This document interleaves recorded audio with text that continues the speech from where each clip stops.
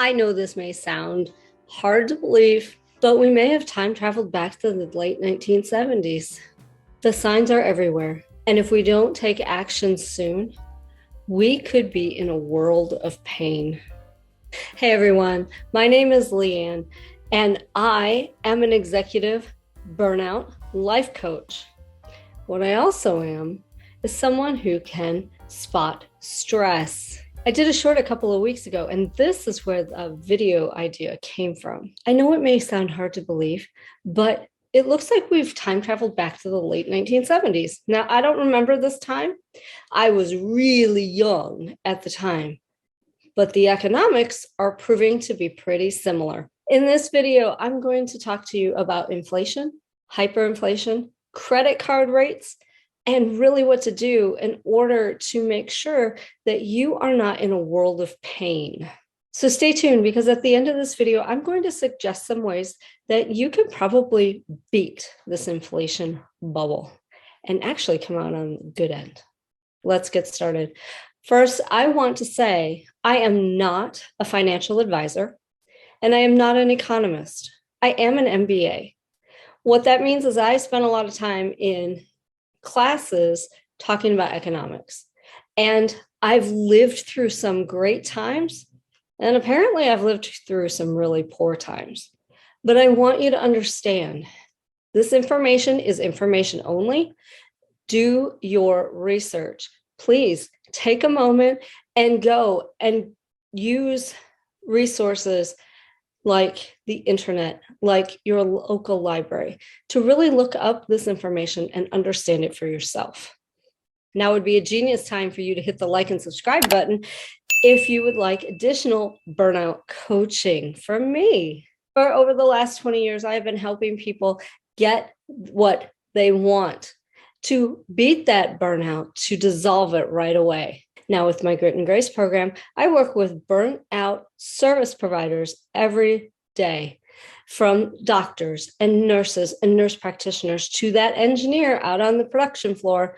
I have helped people dissolve their burnout and get them to move from chaos and frustration into the life that they desire. And I do that through Grit and Grace. Through my program, they learn how to love themselves and everyone around them again. They learn how to put in hard boundaries so they can have their life. And finally, they learn to communicate with their friends and family in the language that they speak. Remember, this video is for informational purposes only. I strongly encourage you to go and do your own research so that you understand the terms and the concepts that we are speaking of today. So we're going to start out with two quotes, and I really just adored these. Rich people stay rich by living life like they're broke. Broke people stay broke by living like they're rich. Think about that for just a moment. The second quote is, inflation is when you pay $15 for a $10 haircut you used to pay $5 for when you had hair. Sam Ewing brought that to our attention. And as you will see in the next couple of minutes, this is absolutely true. So we've all heard about inflation in the news, but what exactly is it? Well, inflation is when the price of goods and services increase. This means the same amount of money buys you less of amounts of goods. So today you will be paying $1 for a can of pop, my Midwestern roots, or soda. 10 years from now, that same can of soda or pop will be $1.50. So the increase in price, that 50 cents from $1 to $1.50, that is your inflation. While it may not seem like a big difference, it can add up over time. This is why we call inflation the silent thief. And it is an involuntary tax on all people participating in the economic system. It slowly eats away at your net worth and all of your money, and you don't even really realize it. And while inflation can be a problem, it's important to remember that it's also a natural part of the economy. A little inflation is kind of healthy. If you're cruising around at 0.5%, that's pretty normal. but it can also be annoying. So what is hyperinflation? Hyperinflation, in simple terms, is when the prices of goods and services outstrip your ability to earn an income and earn a living. So in effect, where you're cruising around, let's say you have a 3 to 5% raise that you can count on every single year from your employer, but the inflation rate is not that 0.5%, it's more like 8% or 10%. That's hyperinflation, because what it is essentially doing is outstripping your ability to earn money, and it's essentially making you poorer. So how do we fight hyperinflation day to day? We fight hyperinflation day to day by making sure that we have money. I know it sounds counterintuitive, but if you set aside a sum of money each month, it can help you protect yourself from hyperinflation when it occurs. What protects you even more is that you can invest that sum of money into real assets like real estate, gold, silver, comic books, any collectibles seem to be a very good investment with that money that you set aside. And then you can diversify by buying a little bit of everything. And it helps you avoid the worst effects of hyperinflation. Again, I am not a financial advisor. Please take the opportunity to please go see your financial advisor, because they may have different advice for you and different strategies. So tell me in the comments below, are you good with hyperinflation versus regular inflation? And do you really understand the difference? So credit cards, yay or nay? Did you know that credit cards were designed to be an extension and to be paid off every single month? Somewhere along the line, we got the idea that we could carry a balance, and the credit card companies let us for a fee. I looked at a credit card statement not too long ago, and they were charging like 15% interest. That's a lot of money. Who here, tell me in the comments below, pays off their credit card every single month? Again, I'm not a financial advisor, and my husband has accused me of being cheap, but I don't want to pay 15% on top of the money that I'm already paying to the credit card companies. You want to know how much that is? On a $100 bill, that's $15. So what do? If you are carrying a balance on your credit card, well, it's time to put those babies away. I know it's gonna hurt. Gas where I am yesterday was $4.32. You put them away and you start to make the payments, and you pay a little bit more extra each month. The minimum payment is not gonna get you anywhere. The reason I suggest this is because if, God forbid, something should happen, you will want that line of credit. You will need that extra money.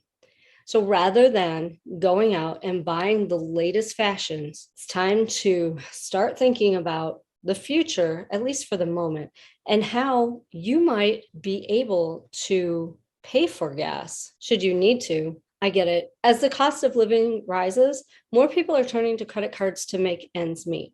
But now is the time to start using the tools of budgeting and paying cash where you can, and making sure that you aren't going over and overexpending every month. So if you're carrying a balance on your credit card and the credit card company decides to up the interest rate, you're going to be paying more. So where on that $100 bill you were paying 15%, let's say the credit card company bumps it to 17.5% to cover what the cost of money is for them. So now, instead of paying $15 on that $100, you're paying $17.50 on that $100. It adds up quick, and the minimum payment is not going to get you anywhere. For all these reasons, it is a good idea and really important to think carefully about using credit cards in this era of inflation. So what's the best way to get through this inflationary crisis? Here are some key tips. First, there are a few measures that can be taken to battle rising prices. What you can do is focus on bringing down your consumer debt, the credit cards, the random spending, controlling your liquidity, your cash on hand, and making sure that you follow a budget. Look, I get it. Nobody likes following a budget. Everybody likes having that carefree attitude. But in times of inflationary crisis, it's really best to back down and settle down. In the meantime, focus on what is a need versus a want. Keep your budget close to you and focus on how much you are saving and spending, and save as much as possible. Because despite the current state of the economy, we will get through this. We got through it in the 70s, and the 80s were a boom time. Just remember, you have to get through this first. And it may seem difficult, and it may seem a little scary at first. But with these few simple tips, also doing your own research and learning more about the economy, you will be well on your way to surviving and maybe even thrive in this economic environment. Stay positive, stay informed, learn, get creative, because I believe that you can do it. How will living through this inflationary crisis impact you in the rest of your life? Drop me a comment below, because I'd really like to know what your thoughts and feelings are. We haven't gone through this in 45 years. If you found value in this video, I would be ever so grateful if you pass it along to somebody who you think might need to know these little tips and tricks about living in an inflationary economy. If you're ready to dive a little bit deeper, or you'd like a recommendation of a financial advisor, so please jump the line and go to meetlouisleanne.me. Please claim your 30-minute coaching spot. We can talk about inflation, or we can talk about the Grit and Grace program, because I will be happy to discuss with you whatever you want for 30 minutes. So did you subscribe? Oh no. Well, fortunately for you, my face is popping up on screen. You can click my face and you can subscribe to my channel. There are also a couple other videos popping up, and you can go and watch those too for more information. I am so excited that you came by and watched this little video on inflation and how to beat it.